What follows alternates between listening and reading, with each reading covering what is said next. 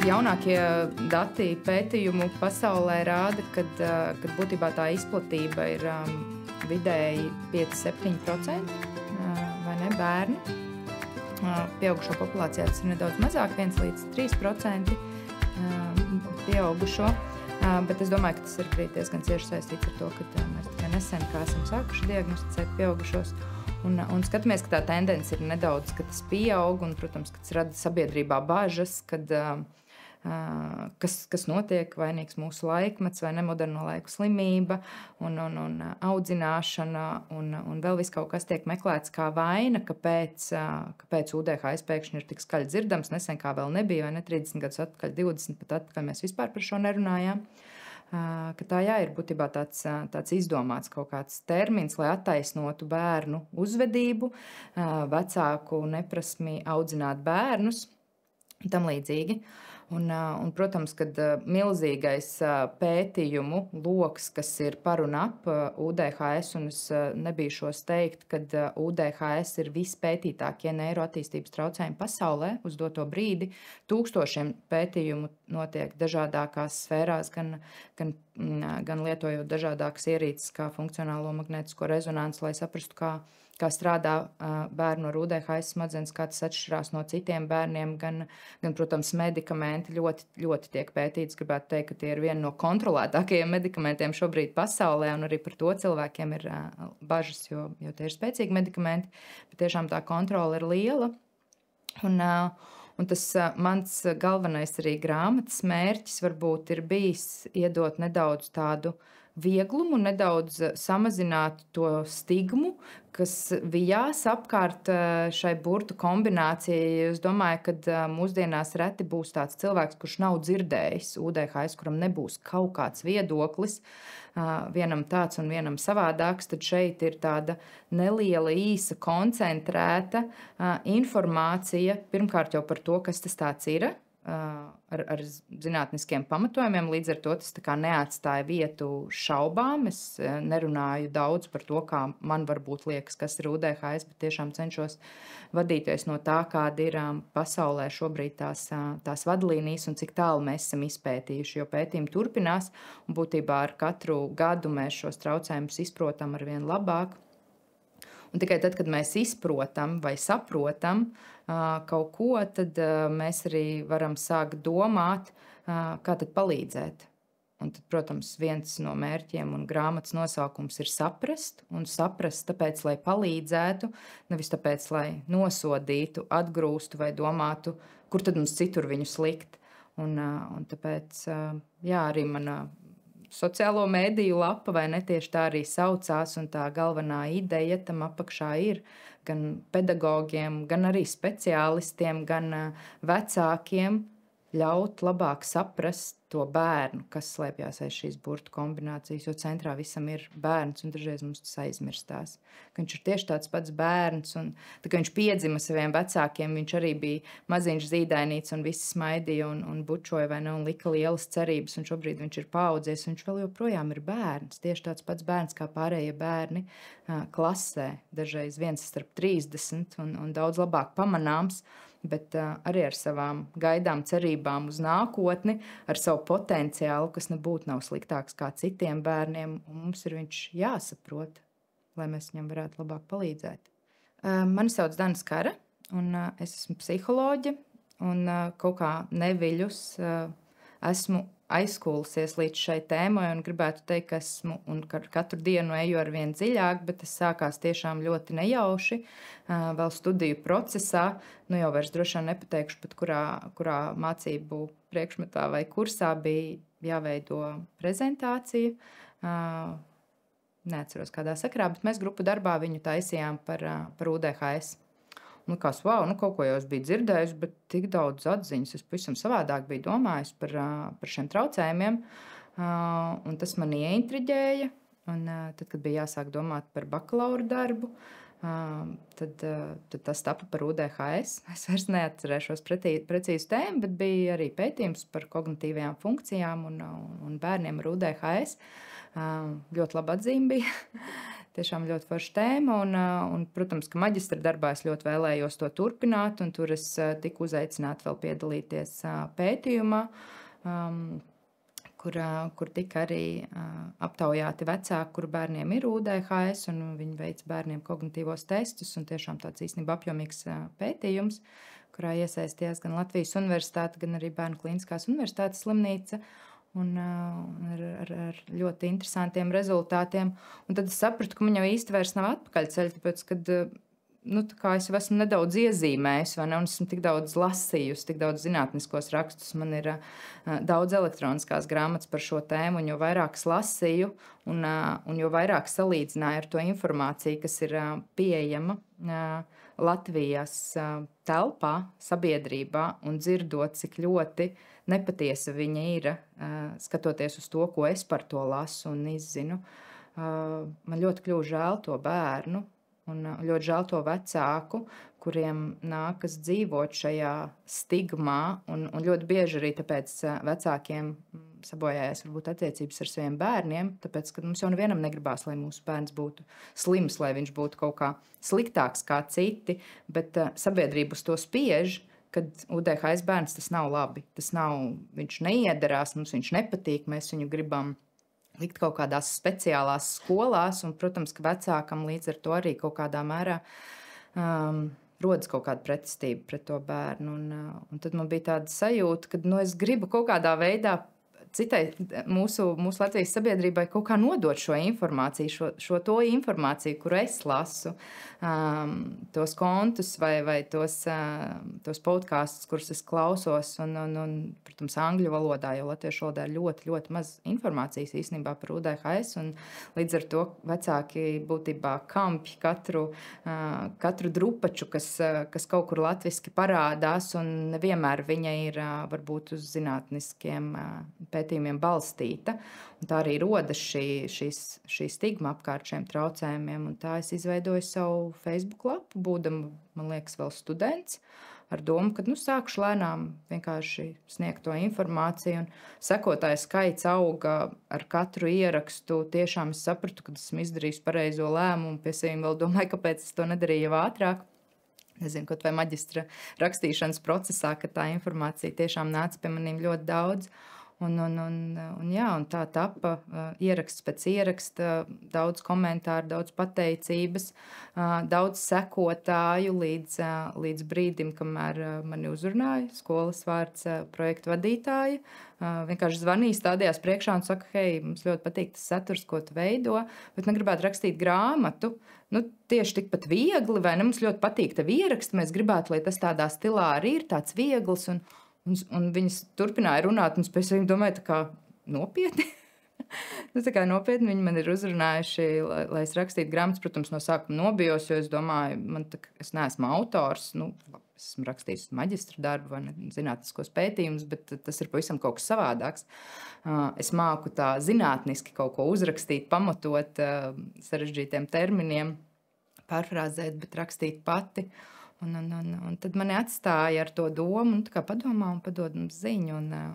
Viena, otra diena, un es pēc saviem domājumiem, protams, ir grūti atkāpties, ka tev dzīve pasniedz tādu iespēju, kas varbūt nekad dzīvē vairs neparādās. Liels izaicinājums, protams, bet es laikam esmu no tiem cilvēkiem, kam patīk izaicinājumi. Man bišķiņi ar viņiem ir jāpadzīvo un jāpadomā.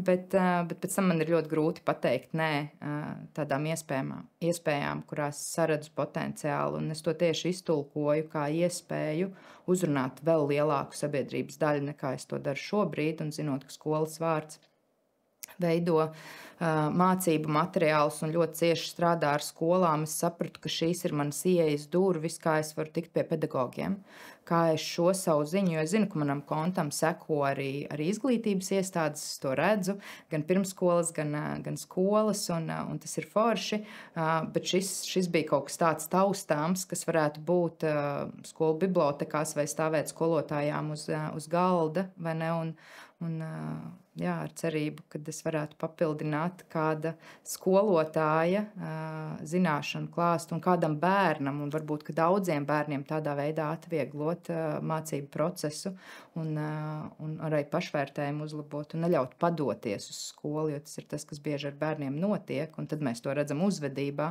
bet sākums ir tas, ka viņus neviens nesaprot, un tāpēc atkal saprast, vai nesaprast UDHS jau no pedagogu skatu punkta, un tāpēc, protams, pateicu, ka jā, skatīsimies, kā tas notiks, bet es esmu gatava lēkt šajā vilcienā un skatīsimies, kur mūs tas aizved. Un tagad man ir ļoti liels prieks, ka es tomēr saņēmos un pateicu jā, lai gan tas bija izaicinājumiem bagāts laiks arī manā dzīvē. Bija maziņš dēliņš, un tad man bija jāmenedžē, vai ne, gan viņa audzināšana, gan kurš viņu pieskatīs, kamēr es sēdēšu un rakstīšu grāmatu. Jā, uzsākot rakstīt grāmatas, saturs bija tas, ar ko es sāku, bet būšu godīga, viņš tapšanas procesa laikā vairākas reizes mainījās. Mainījās arī mana tā izpratne par to, kāda veida informāciju un kam es viņu gribu nodot. Un man liekas, ka tikai uz pašām grāmatas beigām tapa tāds gala, it sevišķi nodaļu nosaukumi. No sākuma viņi bija tādi vairāk klasiski, tad atkal es aizgāju no klasikas un aizgāju uz tādiem ļoti vienkāršiem un pat jautājumu veidā, bet tagad pat neviļus ieskatoties grāmatā, es nebiju sapratusi, kad es esmu nodevusi to galveno domu, ko es gribēju ar šo grāmatu nodot tālākai sabiedrībai, kad šeit runa nav par UDHS. Protams, ir, bet tā nav galvenā, un arī visos nodaļu nosaukumos parādās vārds bērns, izņemot pirmo nodaļu, kas tā arī saucās, kas ir UDHS, un tā ir tā varbūt saprast daļa, ka mēs sākam saprast, kas ir tas savādākais tajos bērnos, bet pēc tam grāmata atgriežas atpakaļ pie bērna, kā bērnam palīdzēt, kā viņu labāk atbalstīt, kā viņu labāk izprast, kā viņu labāk iekļaut dažādākās vidēs. Un tas galvenais stāsts ir par bērnu, par un ap bērnu, kā viņu labāk izprast, lai ļautu viņa potenciālam izpausties iespējami lielākā amplitūdā, lai mēs ar savām stigmām un neizpratni neierobežojam viņu un viņa lidojumu, jo šie bērni, tad, ja viņi nonāk vidē, kur viņiem tic un kur viņi var izpausties un kur viņi var būt radoši un kur viņus nemēģina visu laiku likt tādās iedomātās kastēs, mēs redzam, ka pieaugot, viņi var kļūt par pašiem veiksmīgākiem cilvēkiem pasaulē. Un katrs no tiem bērniem, es ticu, ka var pa tādu kļūt, tāpēc mūsu kā pieaugušo pienākums ir parādīt viņiem, parādīt, ka katram no viņiem ir šī iespēja. Mans galvenais atbalsts rakstot šo grāmatu noteikti ir jāmin mana ģimene, jo es noteikti nevarēju vienpusīgi pieņemt šādu lēmumu. Man bija jāsaprot, vai man būs atbalsta komanda, kas pieskatīs tajā brīdī, man liekas, dēliņam bija gadiņš, bišķiņ vairāk. Viņš negāja bērndārzā, līdz ar to man, un ja es negribēju rakstīt tikai pa naktīm, tad man bija jāatrod kādu, kurš veic šos asistenta pakalpojumus, kamēr es rakstu savu grāmatu, un tas bija mans vīrs, un tā bija mana mamma. Tā kā noteikti bez viņiem arī šis projekts nebūtu tapis. Un tīri profesionāli man bija prieks, ka man bija iespēja pakonsultēties ar vēl pāris jomas speciālistiem, kas ir arī galvenie cilvēki, kas ir pirmie cilvēki, kas ir izlasījuši šo grāmatas manuskriptu, gan ne tik skaistā variantā, kāds nonāca pie cilvēkiem tādā Word formāta manuskriptā vai ne, ar izgrieztām bildēm no interneta, un deva to savu atgriezenisko saiti, un protams, ka sākumā bija diezgan bailīgi sūtīt kādam citam speciālistam to grāmatu, jo es domāju, ārprāts viņam man atbild atpakaļ, ko tagad iedomājies, kas tāds vispār ir, šitā vispār nevajadzētu darīt, šito pasaulē nevajag ieraudzīt. Protams, kamēr es gaidīju atbildi, viens no speciālistiem, ko es uzrunāju, un bija Edmunds Vanaks, kas īstenībā ir bijis arī mans darba vadītājs gan bakalaura, gan maģistra darbam, tā kā viņš jau mani un UDHS kombinācijā bija redzējis vairāk kārt, viņš arī lektors Latvijas universitātē, bet ļoti labs speciālists. un viņš iedeva to zaļo gaismu un iedeva varbūt vēl pāris pavadienus, ko ņemt vērā, un tieši tādu zinātnisko pusi, jo viņš arī ir vairāk zinātnisko literatūru.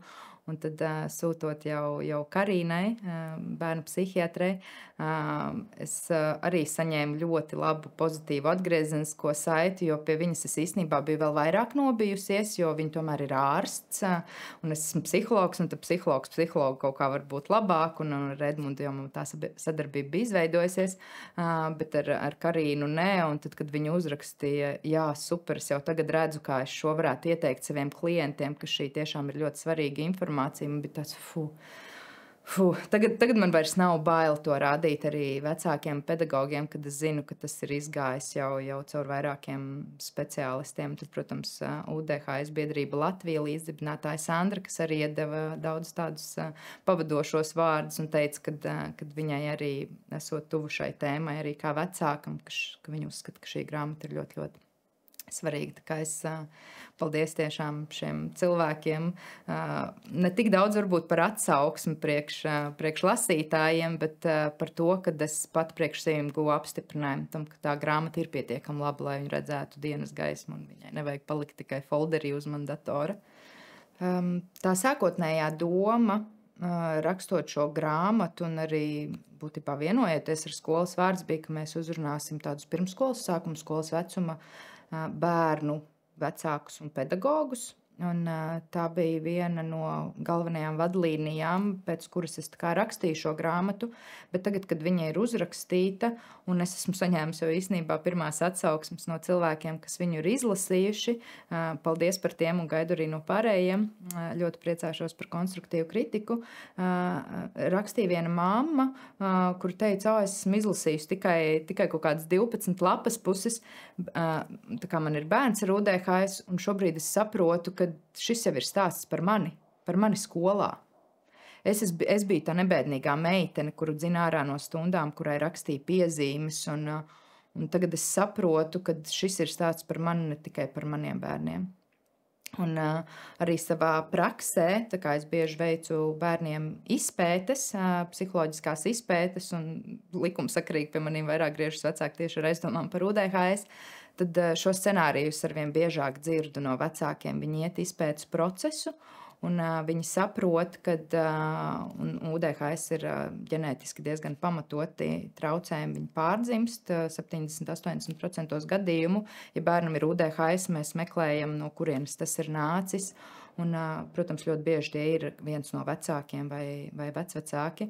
Un līdz ar to es domāju, ka šī grāmata, kas sākotnēji bija paredzēta skolēniem vai pirmskolēniem, būtībā atver gan vecākiem, gan iespējams arī pedagogiem, kuriem pašiem ir UDHS, jo tas galīgi neizslēdz, un es zinu, ka ir pedagogi, kuriem arī ir UDHS un kuri veiksmīgi māca citus bērnus, paver viņiem to iespēju saprast, ka ar viņiem arī īstenībā viss ir bijis kārtībā, vai ne? Kad viņi ir izgājuši šim procesam cauri, saprast varbūt, kāpēc viņiem bija daudz grūtāk nekā citiem, bet viņi to ir izcīnījuši, un tā kā varbūt arī salīgt mieru ar to lielo kritiku, ko viņi ir dzirdējuši dzīves laikā par aizmāršību, par nokavēšanos, par neizdarītiem darbiem, par prokrastināciju un tādām lietām. Tā kā, es domāju, ka šī grāmata īstenībā ir visiem.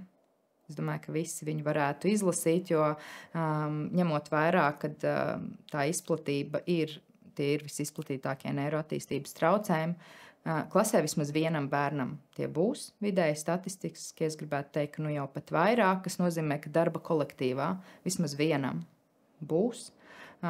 Skolā gan jau kādam skolotājam arī ir, un līdz ar to ir labi, ka mēs šos cilvēkus izprotam, un varam iekļaut, ne tikai runājot par skolu, bet iekļaut sabiedrībā kopumā. Es domāju, ka arī Saeimā un ministrijās noteikti kādam ir. Tā kā varbūt arī viņi varētu izlasīt šo grāmatu un saprast, kur ir tie, kuriem ir, un pacīnīties par šiem bērniem vēl vairāk.